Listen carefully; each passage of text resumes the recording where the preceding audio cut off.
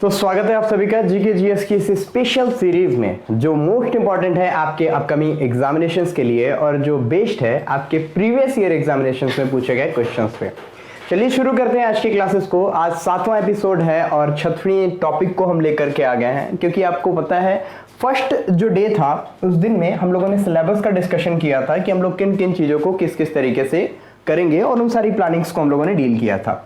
सबसे पहले आज के टॉपिक के बारे में हम समझ लेते हैं। आज का टॉपिक है भूकंप, सुनामी और ज्वालामुखी, यानी तीन चीजों के बारे में हम पढ़ेंगे। तीनों से रिलेटेड जो इंपॉर्टेंट क्वेश्चंस हैं वर्ल्ड जियोग्राफी के, जो कि वेरियस एग्जामिनेशंस में पूछे गए हैं, उन सारे क्वेश्चंस को हम लोग एनालिसिस करेंगे। कई तरह के क्वेश्चंस को हम लोग देखेंगे और ये जानने की कोशिश करेंगे कि ये जो आपका कमीशन है, यानी जो आपका आयोग है या फिर जो भी आपके संस्था हैं जो कि एग्जामिनेशंस को कंडक्ट कराती हैं, ये क्वेश्चंस को कहाँ से पिक करती हैं और कैसे कैसे क्वेश्चंस को आपसे पूछा जाता है। शुरू करते हैं। सबसे पहले आज का टॉपिक जो है वो ये है कि भूकंप, सुनामी और ज्वालामुखी, तीनों चीजों के बारे में आपको पढ़ना है। सबसे पहले भूकंप के बारे में अगर थोड़ी सी बात बताई जाए तो आपको पता है जब भी प्लेटों में किसी तरह का खिसकाव होता है तो भूकंप की स्थिति उत्पन्न होती है। इसको इस तरीके से भी समझ सकते हैं कि पृथ्वी के अंदर की हलचल के फलस्वरूप जो कुछ घटित होता है उसे हम भूकंप कहते हैं, जिससे हलचल हमें दिखाई देती है नॉर्मली सबसे सिंपल लैंग्वेज में। सुनामी की बात करें तो यह समुद्र से संबंधित है। इससे रिलेटेड बहुत सारे क्वेश्चंस तो अक्सर पूछे नहीं जाते हैं, लेकिन फिर भी जितने क्वेश्चंस पूछे गए उन क्वेश्चंस को हम लोग यहाँ पे डील करेंगे। तीसरा टॉपिक आपके ज्वालामुखी से आता है, जिसमें पृथ्वी के अंदर से जो मैग्मा है बाहर निकल करके लावा का रूप लेता है और पृथ्वी पे कई सारे पर्वतों के निर्माण के लिए उत्तरदायी होता है। चलिए वन बाय वन करके तीनों टॉपिक से रिलेटेड हमारे जो इंपॉर्टेंट क्वेश्चंस हैं उनको देख लेते हैं। तो सबसे पहले आपके सामने आएगा कुछ एग्जामिनेशंस की इंपॉर्टेंट क्वेश्चंस को पहले हम लोग डील कर लेते हैं। पहले आपके लिए थोड़ा सा इसकी जूमिंग कर दी जाए ताकि आपको भी कुछ चीजें क्लियरली दिखाई दें। ओके, तो सबसे पहले आपको यहाँ पे मैं दिखाना चाहूंगा क्वेश्चन नंबर फर्स्ट की तरफ। क्वेश्चन नंबर फर्स्ट आपको यहाँ पे दिखाई दे रहा होगा, जो कि आपके सामने है। सिस्मोग्राफी किसका विज्ञान है? सबसे पहले आपके क्वेश्चन पूछे गए हैं, बहुत सारी बार इन क्वेश्चंस को आप लोग देखते होंगे अपने एग्जामिनेशंस में। क्वेश्चन है सिस्मोग्राफी किसका विज्ञान है? चार ऑप्शन आपके सामने, नदियां, भूकंप, पर्वत या फिर ज्वालामुखी। और जो ही मैं यहाँ पे क्वेश्चंस डील कर रहा हूं तुरंत आप लोग आंसर भी करेंगे, ठीक है? तुरंत आप लोग आंसर भी करना स्टार्ट कर देंगे। तो A B C I D answer is है भूकंप, यानी कि बी आपका करेक्ट आंसर है। सिस्मोग्राफी जो है ये भूकंप के विज्ञान को कहा जाता है। सिस्मोलॉजी भी इसके बारे में, ये सारी चीजें आप लोग समझ सकते हैं बड़े आसानी से इनके अध्ययन के बारे में रिलेटेड, यानी सिस्मो जो वर्ड है ये भूकंप से संबंधित है, इतना आप समझते रहें। नेक्स्ट क्वेश्चन आपके सामने है, भूकंप के अध्ययन को क्या कहा जाता है? देखिए, भूकंप का विज्ञान सिस्मोग्राफी कहला गया।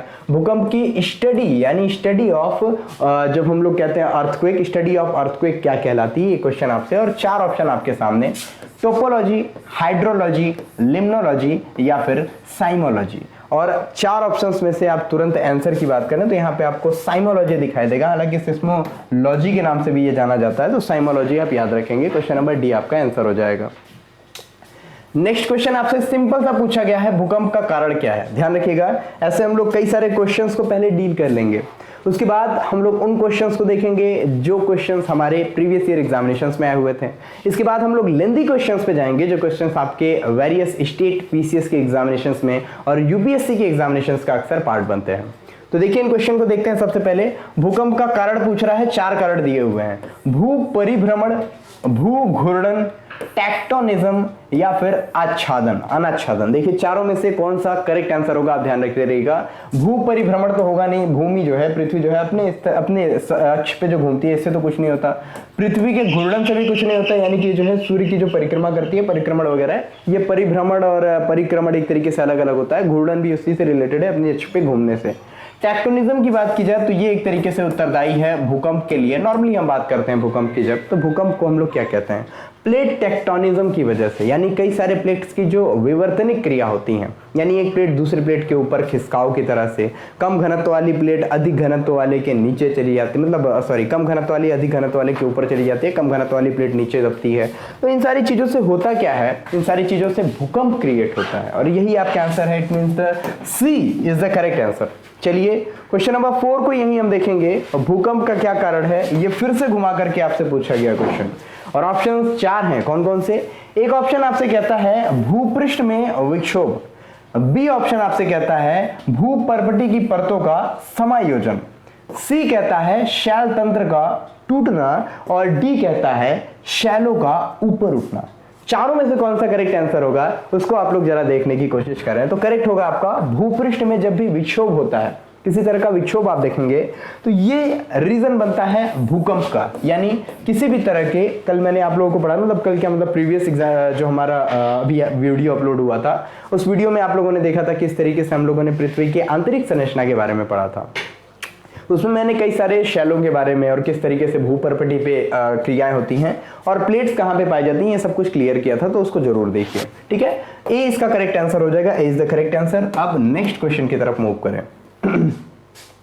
क्वेश्चन नंबर नेक्स्ट आपके सामने है, आंसर तुरंत करते जाना है आपको, क्वेश्चन देखना है और आंसर करना है, क्वेश्चन देखते ही आंसर कर देना है आपको। यहाँ पे थोड़ी सी एक तरीके से बड़े क्वेश्चन को हम लोग यहाँ पे डील कर रहे हैं, तो इसको थोड़ा सा हम लोग ऐसे जूम करके देख लेंगे। देखिए 4 ऑप्शन आपके सामने यहाँ पे दिखाई देंगे, ऑप्शंस को जरा हम लोग देख लेते हैं, आंसर को मैं छिपा दे रहा हूँ यहाँ पे। ठीक है, क्वेश्चन आपके सामने है, सबसे पहला क्वेश्चन है क्या, निम्नलिखित भूवैज्ञानिक परिघटनाओं यानी कि जियोलॉजिकल फिनोमिनन पर विचार करने की बात कर रहा है। चलिए विचार करते हैं। ऑप्शन नंबर फर्स्ट पे दे रहा है, यानी स्टेटमेंट दे रहा है भ्रंश का विकसित होना, दूसरा भ्रंश के साथ गतिशीलता, तीसरा ज्वालामुखी उद्गार द्वारा उत्पन्न प्रतिघात और चौथा चट्टानों का वलन।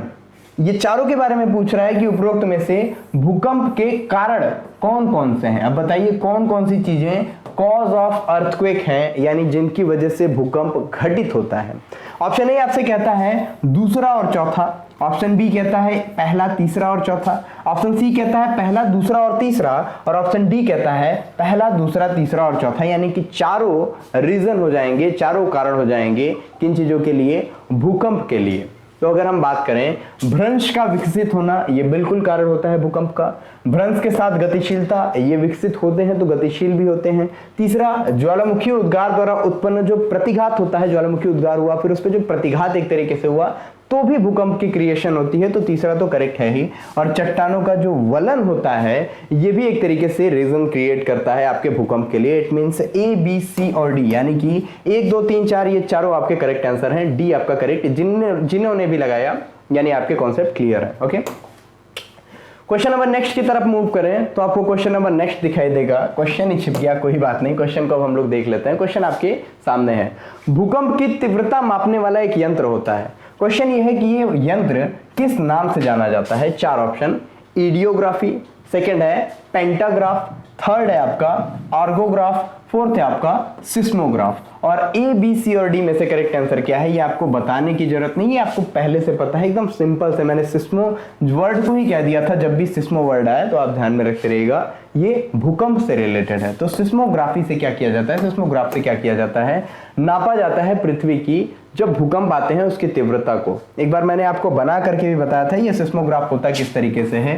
ये किस तरीके की डंडी होती है नॉर्मली, और इस डंडी पे एक तरह का और ऐसे डंडी लगा दी जाती है और इस पे एक बॉल लटका दी जाती है। बॉल पे एक तरह का पिन होता है और यहाँ से ग्राफ जो है ये चलती हुई जाती है, ग्राफ जो है रन करती हुई जाती है। और इस तरह की जो है आपको ये कुछ भूकंप की जो तीव्रता है ये इस तरीके से आपको दिखाई देती है, ये ग्राफ दिखाई देता है। इन्हीं ग्राफ्स की स्टडी करके बताए जाते हैं अगर कहीं पे भूकंप आया है तो कितनी तीव्रता का आया है, क्या उसका फोकस है यानी कि मूल कहाँ है, क्या उसका अधिकेंद्र है यानी कि उसकी जो एपिक सेंटर है ये कहाँ पे है, ये सब कुछ हम लोगों ने पता लगाना पड़ता है जब भी कहीं पे भूकंप आता है तो। और ये होता किससे, सिस्मोग्राफ से होता है, ध्यान रखेंगे।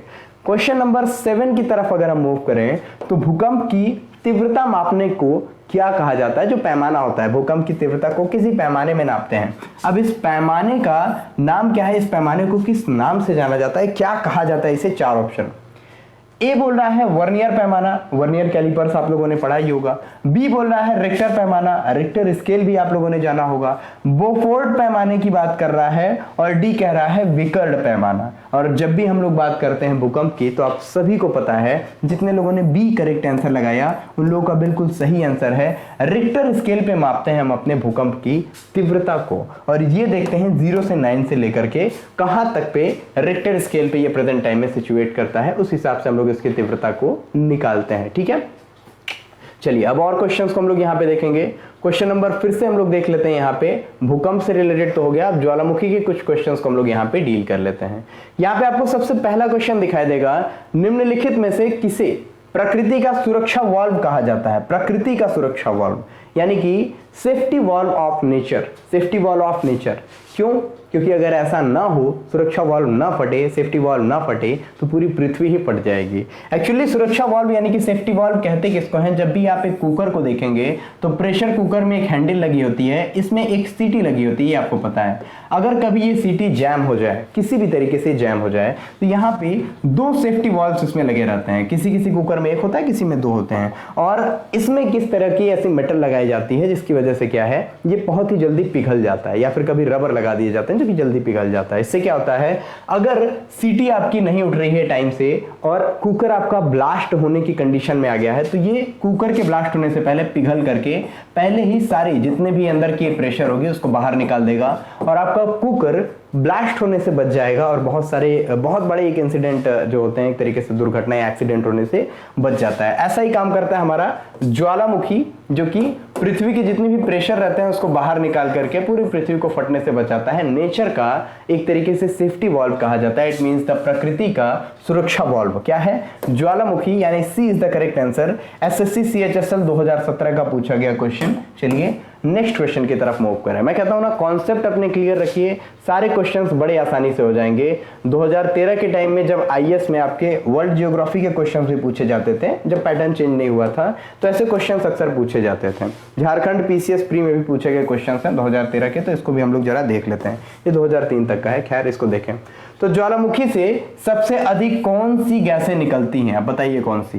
हीलियम गैस, जल वाष्प, सल्फर डाइऑक्साइड या फिर carbon dioxide? A, B, C या D? और आंसर की बात करें तो आंसर आपका कौन सा हो जाएगा? सबसे अधिक। मैंने कल ही आपको पढ़ाया था, जब भी ज्वालामुखी ब्लास्ट होती है, ज्वालामुखी फूटती है, तो सबसे अधिक उसमें क्या निकलता है? जलवाष्प निकलता है। ध्यान रखते रहेंगे, सबसे अधिक मात्रा में वाटर वेपर यानी कि जल वाष्प अंदर से बाहर आता है। उसके बाद से मैग्मा वगैरह बहुत सारी गैसेस अंदर से बाहर आती हैं। कार्बन डाइऑक्साइड, कार्बन मोनोऑक्साइड, बहुत सारे गैसेस आते हैं, सल्फर डाइऑक्साइड, हीलियम वगैरह सब बाहर आते हैं, लेकिन जल वाष्प की मात्रा सबसे अधिक होती है। ओके, क्वेश्चन नंबर 3 आपको यहीं पे दिखाई देगा, जो कि ज्वालामुखी से रिलेटेड है। क्वेश्चन में पूछा गया है, ज्वालामुखियों के संबंध में निम्नलिखित में से कौन सा कथन सही नहीं है? ध्यान रखिएगा, अक्सर लोग गलत करते हैं, सही है में लगा देते हैं, सही नहीं है पूछा रहता है। अब 4 ऑप्शंस को जरा हम देख लेते हैं, क्योंकि ये UPSC के CDS का एग्जामिनेशन होता है, आपको पता है, कंबाइंड डिफेंस सर्विस एग्जामिनेशंस, जिसको क्वालिफाई करने के बाद आपको SSB इंटरव्यू देने होते हैं। उसके बाद से आप लोग आर्मी में डायरेक्ट एज अ लेफ्टिनेंट जो है आप लोग एंटर करते हैं। तो खैर, इस एग्जामिनेशन में पूछा गया क्वेश्चन था, देखते हैं कौन सा कथन सही नहीं है। आसपास के क्षेत्र उच्च भूमि, लावारिज को कटक कहते हैं, अथवा मेसा रह जाते हैं। ये नॉर्मली की बात की जा रही है, ठीक है। लावारिज या फिर मेसा जिसको बोलते हैं, ये रह जाते हैं। आसपास के क्षेत्र उच्च भूमि, लावारिज अथवा मेसा जो है ये रह जाते हैं। ये पहली चीज बता रहा है। दूसरे स्टेटमेंट की बात कर रहा है कि त्वरित ज्वालामुखी लावा स्तर को उत्पन्न करते हैं। त्वरित ज्वालामुखी लावा स्तर को उत्पन्न करते हैं, जो आरंभ में घाटियों का अनुसरण करता है। आरंभ में, स्टार्टिंग में क्या कर रहा है? घाटियों का अनुसरण कर रहा है, लेकिन अपर्दन का अत्यधिक प्रतिरोधी है। अपर्दन का मतलब जब भी एक स्थान से दूसरी जगह कोई चीज चली जाती है तो उसका प्रतिरोध करता है एक तरीके से, और घाटियों की तरफ जाता है। ये नॉर्मली ध्यान रखते रहेंगे। सी बता रहा है कि हवाई गुंबदी ज्वालामुखी धाराओं द्वारा अपर्दित होते हैं। देखिए, ये जो भी ज्वालामुखी होता है, ज्वालामुखी निकलती है तो एक तरीके का गुंबद एक तरीके से ऐसे बन जाता है, इतनी तेजी से पूरा हवा का क्या मतलब, बादलों का एक तरीके से अंदर से जो गुबार एक तरीके से आता है, ये पूरा गुंबद एक तरह से दिखाई देता है, मशरूम जैसी आकृति दिखाई देती है वोल्केनो जब भी एरप्शन होता है, यानी कि जब भी ज्वालामुखी फटता है। तो यही बोल रहे हैं कि हवाई गुंबदी ज्वालामुखी धाराओं द्वारा अपर्दित होते हैं, जिससे खाड़ी ढलान के शीर्ष वाली गहरी उत्कीर्ण घाटियां बनती हैं। खाड़ी जो है, खड़ी ढलान के शीर्ष वाली गहरी उत्कीर्ण घाटियां एक तरीके से बनती हैं। अंदर से जब भी लावा बड़ी तेजी से जाएगा तो ये खड़ी ढलान वाली एक तरीके से इस तरह की घाटियां आपको दिखाई देंगी। एक पर्वत का निर्माण नॉर्मली हो जाता है, जिसको हम लोग समझ सकते हैं। इस तरीके से आप समझेंगे तो आपको ज्यादा क्लियरली समझ में आएगा, ठीक है। तो खड़ी ढलान वाली चीजें 3 तो आपको बिल्कुल सही दिख गया बिना किसी दिक्कत के। चौथी की बात करें तो चौथा, जैसे 3 आपको सही दिख गया, चौथा वैसे ही लगा दो, कोई दिक्कत नहीं है। लेकिन फिर भी किसी विच्छेदित ज्वालामुखी शंकु पर धाराओं का निकाय एक अरीय अपवाह प्रतिरूप नहीं होता है। एक ओरी अपवाह प्रतिरूप नहीं होता है, ये क्वेश्चन बताया गया। एक्चुअली ये जो स्टेटमेंट है आपका डी जो है, ये यहाँ पे इनकरेक्ट हो जाएगा। इसको हम लोग अभी आगे डिटेल में भी पढ़ेंगे, वहां मैं इसको बताना ज्यादा बेहतर समझता हूँ, ठीक है। क्वेश्चन नेक्स्ट आपको दिखाई देगा यहाँ पे। क्वेश्चन क्या है? क्वेश्चन है पेलिस्टियर, जिसको पहले अश्रु ज्वालामुखी के नाम से जानते हैं, इसकी उत्पत्ति, सॉरी ये ज्वालामुखी का एक पार्ट है, इसकी उत्पत्ति पूछ रहा है कब होता है। यानी कि जब एक आंसू, एक तरीके से बोल सकते हैं ज्वालामुखी के आंसू ये फिर बोल सकते हैं, या फिर आप पेलिस्टियर एक तरीके से इसको नाम दे सकते हैं। 4 ऑप्शन आपके सामने है। क्या ये भूकंप के समय उत्पन्न होता है, या फिर प्लेट विवर्तनिकी के समय यानी कि प्लेट टेक्टोनिक्स के समय, या फिर ज्वालामुखी उद्गार के समय ये उठता है, या फिर पर्वत निर्माण के समय। 4 ऑप्शन में से आपको पता है जब भी ज्वालामुखी एरप्शन होता है, यानी कि जब भी वोल्केनो फटता है, ज्वालामुखी फटता है, तो उसमें से जलवाष्प बहुत ज्यादा निकलता है और इससे फिर क्रिएशन होती है जिसे हम लोग पेलिस्टियर या फिर पहले अश्रु के नाम से जानते हैं। एसएससी CHSL 2017 का पूछा क्वेश्चन था। नेक्स्ट की तरफ मूव करें तो क्वेश्चन आपके सामने दिखाई देगा। क्वेश्चन है निम्नलिखित में से कौन भारत में ज्वालामुखी द्वीप है? देखिए भारत में ज्वालामुखी है या नहीं है ये क्वेश्चन कभी कभी पूछ देता है तो कहां पे है ये पूछता है। 4 ऑप्शन आपके सामने, little Nicobar, little Andaman, great Nicobar या बैरन द्वीप। इतना पढ़ के तो आपको ये तो पता चल गया कि ये जो है हमारा ज्वालामुखी अंडमान निकोबार वाले पोर्शन में पड़ता है।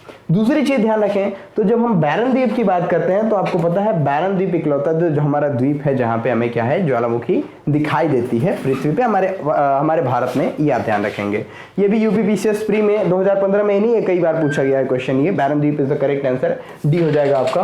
स्टेट पीसीएस ये क्वेश्चन अक्सर पूछते हैं, बिहार पीसीएस में भी ये क्वेश्चन पूछे गए हैं। ओके, 6 नंबर क्वेश्चन की बात करें तो इसमें पूछा गया निम्नलिखित में से कौन भारत की सीमा में स्थित एकमात्र सक्रिय ज्वालामुखी है। वही क्वेश्चन दोबारा से रिपीट करके, मैंने कहा था ये क्वेश्चन कई बार पूछा गया है। देखिए 2010 में भी ये प्री में ही यूपीपीसीएस के प्री में इसको रिपीट कर दिया गया। डायरेक्ट आंसर लगाइए बैरन द्वीप, जिसको बैरन आइसलैंड के नाम से जानते हैं, बैरन आइलैंड के नाम से। ये इकलौता सक्रिय ज्वालामुखी है भारत का, ध्यान रखते रहेंगे। इसके अलावा भारत में एकमात्र सक्रिय ज्वालामुखी बैरन आइलैंड कहां स्थित है? देखिए कई तरीके से, मैंने कहा था ना ये क्वेश्चन कई बार कई सारे एग्जामिनेशन में कई तरीके से पूछा गया है। एसएससी सीजीएल 2016 में पूछा गया क्वेश्चन है और इसका आंसर आप सभी को पता है। ये स्थित है हमारे निकोबार द्वीप समूह में। अंडमान और निकोबार दोनों आपको दिखाई देता है। इसमें जो निकोबार द्वीप समूह है इसमें आपको दिखाई देगा बैरन आइलैंड, और बैरन आइलैंड में ही प्रेजेंट टाइम में हमारा जो बैरन आइलैंड ही पूरा है एक तरीके से ये ज्वालामुखी द्वीप और एक्टिव वोल्केनो हमें जो है यहाँ पे दिखाई देता है। नेक्स्ट क्वेश्चन है भारतीय क्षेत्र में 2 ज्वालामुखी द्वीप हैं, ठीक है, 2 ज्वालामुखी द्वीप हैं ये तो पता है, एक सक्रिय एक सक्रिय नहीं है, ठीक है। अब वो कौन कौन से हैं ये बताइए। CHSL 2017 में पूछा गया क्वेश्चन। आपको जब बेसिक्स पढ़ाई जाती है ज्वालामुखी की उस समय ये सारी चीजें बताई जाती हैं। इंडियन ज्योग्राफी में भी ये क्वेश्चन आपके लिए बहुत ज्यादा इंपॉर्टेंट होता है, उस समय भी हम लोग इन चीजों को डील करेंगे। लेकिन वर्ल्ड ज्योग्राफी की बात करें तो भी यहाँ क्वेश्चन उठ जाता है एक बार। एक ऑप्शन है Kavaratti and न्यूमुर, second option Pamban एवं बैरन, थर्ड ऑप्शन बैरन एवं नारकोंडम एंड डी ऑप्शन है ग्रेट अंडमान एवं लिटिल निकोबार। देखिए बैरन जिसमें है वो तो करेक्ट है, ये आपको पता है। बैरन आपको पता है एक्टिव वोल्केनो है, इकलौता जो हमारा पूरे भारत में पाया जाता है, ये ध्यान में। तो बैरन कहाँ पे 2 में दिया गया है, पंबन में नहीं है, ये ध्यान में रखते रहेगा। नारकोंडम जो आपका ज्वालामुखी दूसरा जो है एक तरीके से नारकोंडम में दिखाई देता है, ज्वालामुखी द्वीप दूसरा है, इसको आप याद रखें।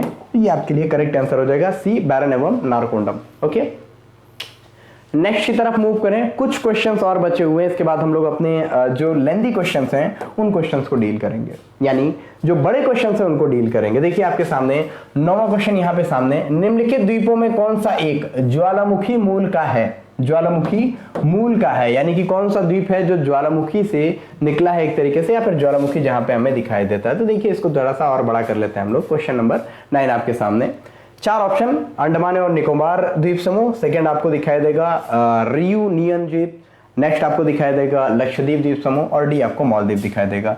रियूनियन ये जो द्वीप आपको दिखाई देता है, रियूनियन द्वीप एक तरीके से जो आप नाम जानते हैं रियूनियन द्वीप, ये हमारा क्या है, एक ऐसा ज्वालामुखी मूल का द्वीप है, मतलब ऐसा द्वीप है जिसको कि ज्वालामुखी उद्गार की वजह से इसकी क्रिएशन होती है। कई सारे द्वीप हमारे होते हैं, कई सारे आइसलैंड ऐसे होते हैं जिनका निर्माण कैसे होता है, ज्वालामुखी फूटा जिसकी वजह से एक नए द्वीप का निर्माण हो गया। जैसे जापान में अभी एक द्वीप का निर्माण हुआ था, एंड सकुराजिमा ज्वालामुखी भी अभी हाल ही में जापान में फटा था। तो ये कुछ चीजें होती हैं, कभी कभी ज्वालामुखी से नुकसान और कभी कभी बहुत ज्यादा फायदा भी हो जाता है। तो इसको खैर यहाँ देख सकते हैं, ये भी CDS में पूछा गया क्वेश्चन था। क्वेश्चन 10 की तरफ देखें तो यहाँ पे क्वेश्चन आपसे है, निम्नलिखित में ज्वालामुखी उद्गारों में क्या चीज सबसे ज्यादा विस्फोटक है, कौन सा सबसे अधिक विस्फोटक है? ज्वालामुखी उद्गार के कई पार्ट्स की बात कर लिया है, तो यहाँ पे क्या है, स्ट्राम्बोलियन, हवाइयन, वल्केनियन या फिर विदर। ये कुछ एरिया है, स्ट्राम्बोलियन, हवाइयन, वल्केनियन या फिर विदर। आंसर कौन सा हो जाएगा? वल्केनियन जो आपको दिखाई देगा, ये सबसे अधिक विस्फोटक के रूप में जाना जाता है। ये भी 2005 के यूपी पीसीएस प्री में पूछा गया क्वेश्चन था। ये सब टफ क्वेश्चंस में आते हैं। अभी आपको टफ एंड सिंपल जो प्रेजेंट टाइम में चल रहा है उसका भी ट्रेंड दिखाऊंगा। ये तो अभी रुझान विश्लेषण चल रहा है। एक ज्वालामुखी के मुहाने पर स्थित एक वृत्ताकार दबाव को क्या कहा जाता है? ज्वालामुखी के मुहाने पर, मुहाना नहीं किनारा हो गया, अब उस पे एक वृत्ताकार दबाव पड़ गया, अब इसको क्या कहा जाएगा बताएं? इसको भी ज्वालामुखी ही कहा जाएगा। नॉर्मली याद रखें, इसमें बहुत लोग कंफ्यूज होते हैं। ये भी ज्वालामुखी कही जाती है। ज्वालामुखी के मुहाने पर स्थित अगर वृत्ताकार दबाव अगर पड़ता है तो वहां भी ज्वालामुखी इरप्शन हो जाता है, ध्यान रखेंगे। एसएससी CHSL 2017 का क्वेश्चन था। अब लेंदी क्वेश्चंस की बारी है। अब आपसे मैं क्वेश्चन पूछूंगा। ये तो थोड़ी एक ट्रेंड चल गई जिनको आप लोगों ने देख लिया। अब चलिए आपसे भी थोड़े सवाल जवाब हो जाएं और थोड़ी चीजों को हम लोग भी पढ़ लेते हैं, सारी चीजों को डिटेल में जान लेते हैं और अपने कॉन्सेप्ट को भी क्लियर कर लेते हैं। तो चलिए कॉन्सेप्ट क्लियरेंस की जो हमारी क्लासेस हैं अब स्टार्ट हो जाती हैं। तो कॉन्सेप्ट को क्लियर करेंगे, सबसे पहला क्वेश्चन सबसे पहले देखेंगे, इसके बाद और जो भी इंपॉर्टेंट क्वेश्चन हैं उन सारे क्वेश्चन को हम लोग यहाँ पे डील करेंगे। तो शुरू करते हैं क्लासेस को, ठीक है। सबसे पहले आपके सामने एक क्वेश्चन आता है। इस क्वेश्चन को हम देखेंगे। भूकंप संबंधी निम्नलिखित कथनों में से कौन सा या से सही है या है? अब बताइए सही है या है। दो कथन दिया हुआ है, कौन सा सही है 2 मिनट में बता देंगे आप लोग। पहला कथन कह रहा है भूकंप के उद्गम बिंदु को अधिकेंद्र कहते हैं। उद्गम बिंदु को सबसे पहले तो अधिकेंद्र कहते ही नहीं है, ध्यान रखते रहेगा। उद्गम बिंदु को जो हम कहते हैं भूकंप मूल कहते हैं, जहां से भूकंप की स्टार्टिंग हुई, यानी कि उसको फोकस कहते हैं। और एपिक सेंटर वो कहते हैं जहां पे सबसे पहले, देखिए है हमारा भूकंप मूल, मान लीजिए यहां से कहीं से हमारा भूकंप जो है उठना स्टार्ट हुआ, ठीक है, यहां से तरंगे स्टार्ट हुई और सबसे पहले ये पृथ्वी पे जहां पे टच करता है उससे हम बोलते हैं अधिकेंद्र। और अधिकेंद्र का मतलब होता है एपिक सेंटर। यहाँ पे होता है हमारा एपिक सेंटर। तो एपिक सेंटर की बात कर रहा है, यहाँ पे फोकस के बारे में बता के कह रहा है इसको एपिक सेंटर कहते हैं। तो पहला तो गलत हो गया, पहले ही गलत हो गया। दूसरी की बात, एक ही समय पर भूकंप को प्रभावित स्थानों को जोड़ने वाली जो रेखाओं का समूह होता है, ये क्या है? सह भूकंप रेखाओं के नाम से जाना जाता है। सह भूकंप रेखाएं कहलाती हैं। ध्यान रखिए, फिर से सुनिए क्या बात कह रहा है। एक ही समय में, कौन सा की पॉइंट? एक ही समय पर, ठीक है, भूकंप से प्रभावित स्थानों को, यानी एक ही समय पर भूकंपों से कई स्थान प्रभावित हो रहे हैं। अब सबको अगर जोड़ दिया जाए और उस रेखा की बात की जाए तो ये क्या कहलाता है? सह भूकंप रेखाएं कहलाती हैं। बिल्कुल करेक्ट है, केवल 2 यहाँ पे सही आता है आपका। इट मीन्स बी जितने लोगों ने लगाया है ना उन लोगों का करेक्ट, एकदम करेक्ट आंसर है। यहाँ पे व्याख्या भी देख सकते हैं, यहाँ पे मोस्ट इंपॉर्टेंट है। आइसोसिस्मल लाइन किसे हम कहते हैं, यानी समभूकंप रेखीय जिसको हम बोलते हैं, ये किसे कहते हैं? एक ही समय में जब कई जगह पे भूकंप इरप्शन, एक भूकंप हमें एक तरीके से दिखाई देता है, अर्थक्वेक दिखाई देता है, तो प्रभावित स्थानों को लाइन से हम लोग जोड़ते हैं, लाइन से मिलाते हैं, ठीक है। मैप से एक्चुअल में तो मिलाएंगे नहीं, तो जब भी हम लोग इसे लाइन में मिलाते हैं और उस लाइन का नाम जब देखते हैं तो उस लाइन को हम क्या कहते हैं? आइसोसिस्मल लाइन के नाम से जानते हैं। ये ध्यान में रखते रहेगा। बाकी डिटेल्स आपके सामने दी हुई हैं, आप इसको पढ़ सकते हैं। उद्गम केंद्र या भूकंप मूल, जिसको कि हम फोकस के नाम से जानते हैं। और जब भी हम अधिकेंद्र की बात करेंगे, अधिकेंद्र यानी कि जिसे हम लोग एपिक सेंटर के नाम से जानते हैं, ये वह स्थान होता है जहां पे सबसे पहले भूकंप की तरंगे पृथ्वी की सतह पर मानी जाती हैं, या फिर ठीक ऊपर, फोकस के ठीक ऊपर 90 डिग्री के कोण पर स्थित होता है। ये ध्यान रखेंगे, ठीक है। नेक्स्ट क्वेश्चन देखते हैं कौन कौन इसमें नंबर पाएगा। क्वेश्चन है निम्नलिखित में से कौन सा या से भूगर्भ के बारे में सूचना का या कि प्रत्यक्ष स्रोत है या फिर है? अब देखिए, सबसे पहले बात कर रहा है भूगर्भ के बारे में। भूगर्भ सुनते ही तुरंत जान दीजिए भूकंप तरंग बताएगा क्या भूगर्भ के बारे में, या फिर ज्वालामुखी बताएगी, या गुरुत्वीय बल बताएगा, या भूचुंबकत्व बताएगा। तो सबसे पहले इसको तो पूरा नोट कर लीजिए, ज्वालामुखी तो बताएगी ही बताएगी, इसमें कोई डाउट नहीं है। 2 के साथ तो कोई भी हम लोगों को भेदभाव नहीं करना है। 2 आपका बी में है, ए में है और डी में है, सी तो होने वाला नहीं है, पहले ध्यान में रख लीजिए, ठीक है।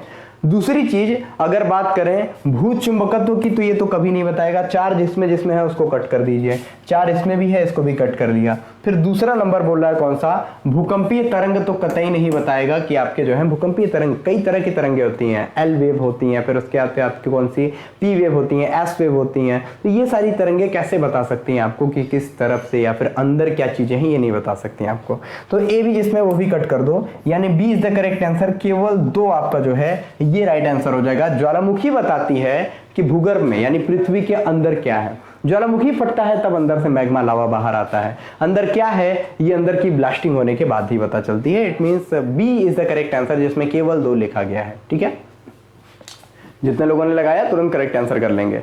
नेक्स्ट है सरकम पैसिफिक बेल्ट। इसको हम लोग एक तरीके से ये बोलते हैं जिसे रिंग ऑफ फायर के नाम से आप लोग जानते हैं। रिंग ऑफ फायर कौन सा एरिया है ये आपको बताना है। देखिए क्या है, सरकम पैसिफिक बेल्ट या रिंग ऑफ फायर जिसे हम कहते हैं, इसके संबंध में निम्नलिखित कथनों में से कौन सा सही है।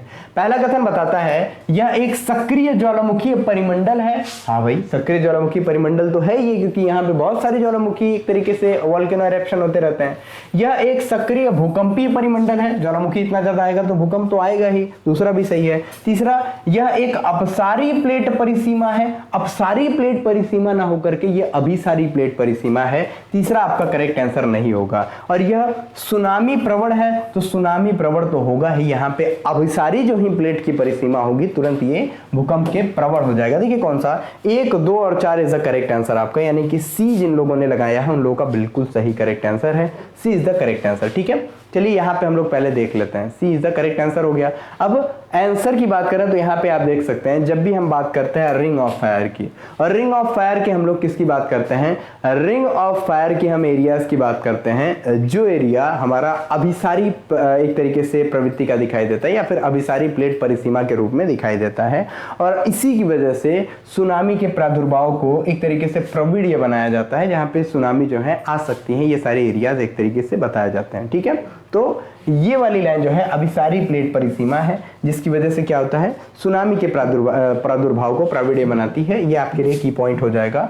और most important, ring of fire के बारे में, जो लगभग 40,000 किलोमीटर के क्षेत्र में घोड़े के नाल के आकार में फैला हुआ विस्तृत क्षेत्र है, इसको सरकम पैसिफिक बेल्ट के नाम से जाना जाता है। ओके, क्वेश्चन नेक्स्ट है, निम्नलिखित में से कौन सा एक भूकंप की तीव्रता की माप है। कई बार पढ़ा चुके हैं हम लोगों ने, इन चीजों को हम लोगों ने तुरंत कवर किया है, इस वजह से यहाँ आंसर भी तुरंत सामने आ गया।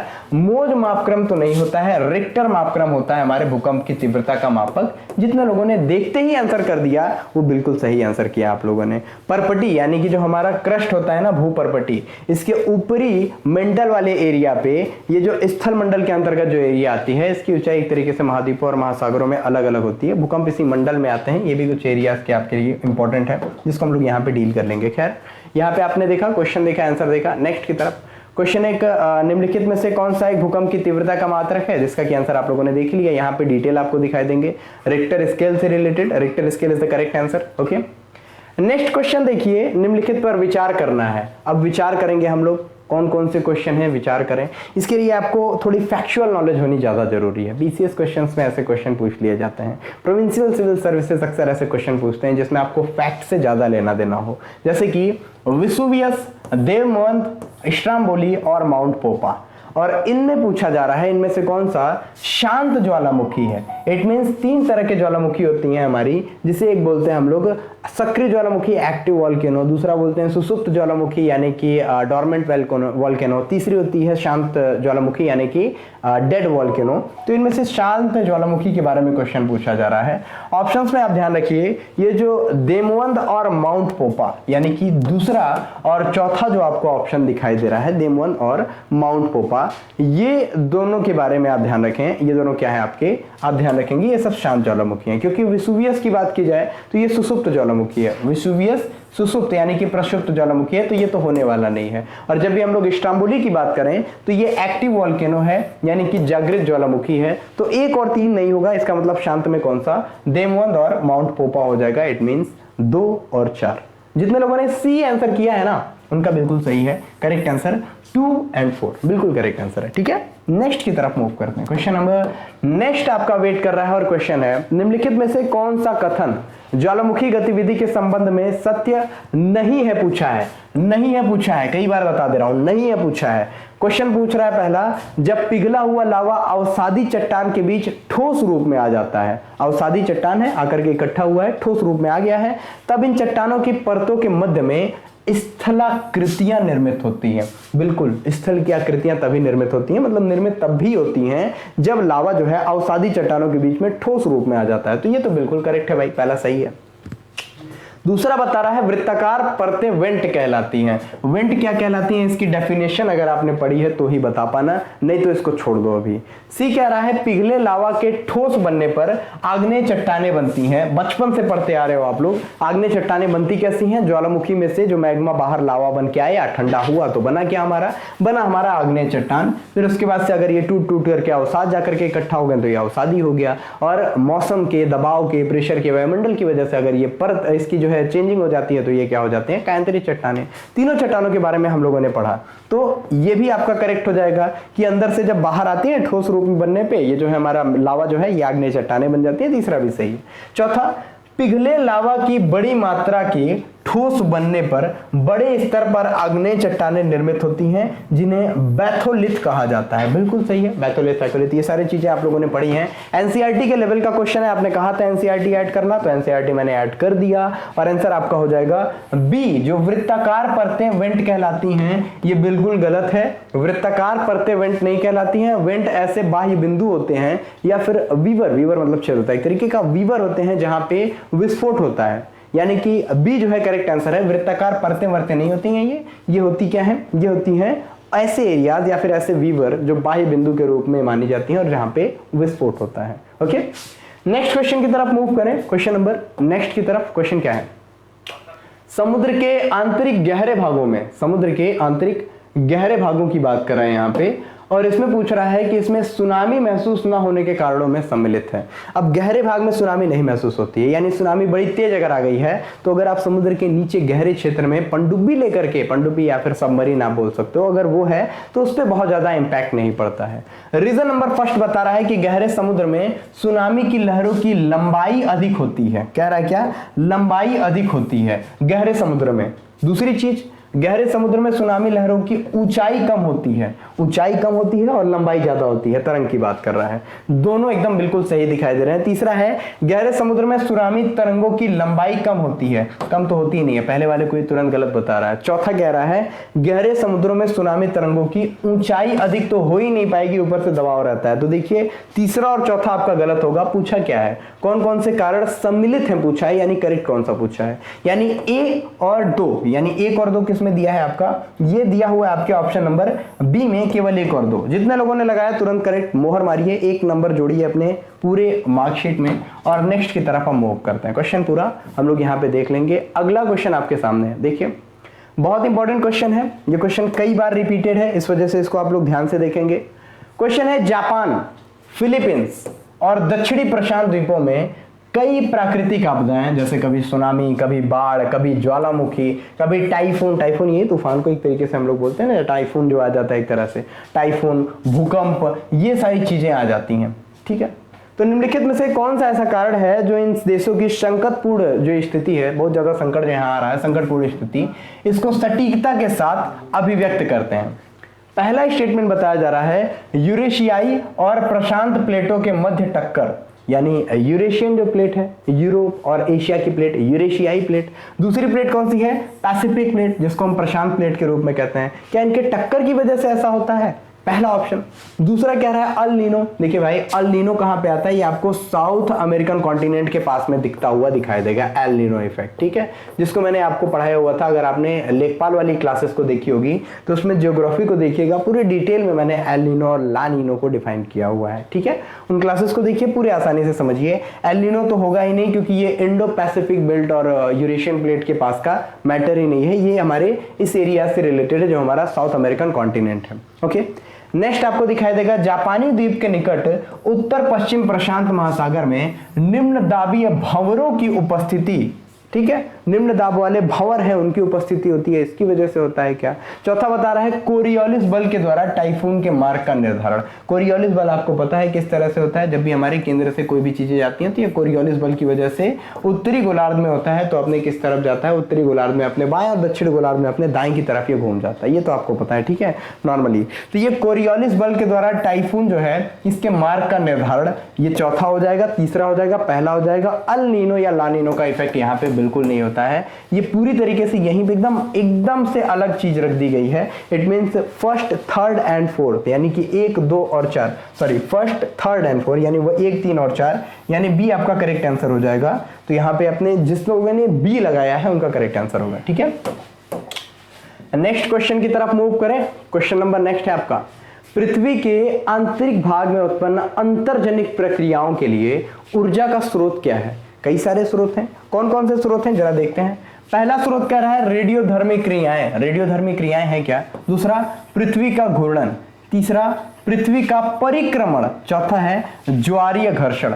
ए, बी, सी या डी, जो भी करेक्ट आंसर हो तुरंत आंसर कीजिएगा आप लोग। मैं वेट कर रहा हूं आपके आंसर का, क्योंकि यहां पे मैं चाहूंगा कुछ चीजें आपके लिए होमवर्क के रूप में छोड़ दी जाएं, क्योंकि बहुत सारे क्वेश्चंस मैं अक्सर आपको देता जाता हूं और लास्ट के क्वेश्चन को आपके लिए होमवर्क छोड़ के जाता हूं, जो कि आपके लिए सोचने के लिए इंपॉर्टेंट हो जाता है। हालांकि अगर आप पीडीएफ देखेंगे तो इसमें पूरी तरीके से आपको डिटेल दिख जाएंगी, लेकिन मैं चाहता हूं कि आप लोग करेक्ट आंसर अपने दिमाग से, अपनी मेहनत से एक बार कोशिश करें और इसका आंसर देने की कोशिश करें, ठीक है। ए, बी, सी या डी, इसको एक बार आप सोचिएगा कि क्या पृथ्वी का जो रेडियोधर्मी क्रियाएं हैं ये इंपैक्ट डालती हैं आंतरिक भाग में उत्पन्न जो अंतर्जनित प्रक्रिया है, या पृथ्वी का घूर्णन कभी से इंपैक्ट डाल सकता है, या पृथ्वी का परिक्रमण, ये जो परिक्रमा कर रहा है सूरज की, क्या इससे कोई भी चीजें इंपैक्ट डालेंगी पृथ्वी की ऊर्जा पे, और चौथा है ज्वारीय घर्षण की वजह से कुछ हो सकता है क्या। थोड़ा सोचिए और आंसर कीजिए। आंसर जिनको ना जिसको आंसर देने में प्रॉब्लम हो तुरंत यहाँ पे ऑप्शन देख सकता है, बड़ी आसानी से आंसर कर लेगा। और ये हम लोग एक बार क्वेश्चन को देख लेंगे, एक और क्वेश्चन जो हमारे लिए इंपॉर्टेंट है। विश्व के ज्वालामुखियों का लगभग 2/3 अटलांटिक महासागर के दोनों तटीय भागों यानी द्वीप चापों और समुद्री द्वीपों के सहारे पाया जाता है। तो देखिए सबसे अधिक जो ज्वालामुखी हैं इसके 2/3 यानी 75% हमें पाए जाते हैं रिंग ऑफ फायर में। स्टार्टिंग में मैंने बताया था रिंग ऑफ फायर है पैसिफिक ओशन यानी प्रशांत महासागर में, तो अटलांटिक महासागर तो होने वाला नहीं है, पहला तो आप कट डाउन ही कर दो। दूसरा ज्वालामुखी जो है शंकु के मुख पर, ज्वालामुखी का जो शंकु है इसके मुख पर अगर किसी तरह से निर्मित बहुत अधिक एरिया यानी कि निर्मित अत्यधिक विस्तृत एरिया को क्या बोलते हैं, अत्यधिक विस्तृत कोई अगर एरिया है, ये बहुत बड़ा अगर छेद हो गया तो इसको हम क्या बोलते हैं, इसको काल्डेरा कहा जाता है। ये क्वेश्चन बताया जा रहा है तो बिल्कुल सही, इसको काल्डेरा ही कहा जाता है। छोटा क्रेटर बोलते हैं, बड़ा हो जाता है काल्डेरा इसको बोलते हैं नॉर्मली, तो काल्डेरा कहा जाता है। ये क्वेश्चन आपसे पूछा गया, दो तो सही है, पहला आपका गलत है। अगर यहाँ पैसिफिक यानी प्रशांत महासागर होता तो ये बिल्कुल करेक्ट हो जाता है, ठीक है। और ये यहाँ पे हम लोग लास्ट क्वेश्चन की तरफ आ गए हैं। क्वेश्चन है ज्वालामुखियों में से कौन सा सक्रिय ज्वालामुखी है, एक्टिव वॉल्केनो है, माउंट कैमरून, माउंट किलिमंजारो या एजोरस। पहला और दूसरा, पहला और तीसरा या फिर दूसरा और तीसरा, ए, बी, सी या डी। और जब भी हम आंसर की तरफ देखेंगे तो यहाँ पे आपको पूरी चीजें एकदम क्लियरली दिखाई देंगी, यहाँ पे आपको पूरा डिटेल दिख जाएगा जिसको आप लोग आसानी से पढ़ सकते हैं। जब भी हम बात करेंगे माउंट कैमरून की, माउंट कैमरून की, जब भी हम बात करेंगे माउंट किलिमंजारो की, और जब भी हम बात करेंगे माउंट एजोरस की, सबसे पहले आप इसको डिटेल में पढ़ने की कोशिश कीजिए, गूगल से खोजिए या फिर अपने नोट्स में है उसमें खोज लीजिए क्या सिचुएशन है इनकी, क्या पोजीशन है इनकी, ये सारी चीजें देख सकते हैं।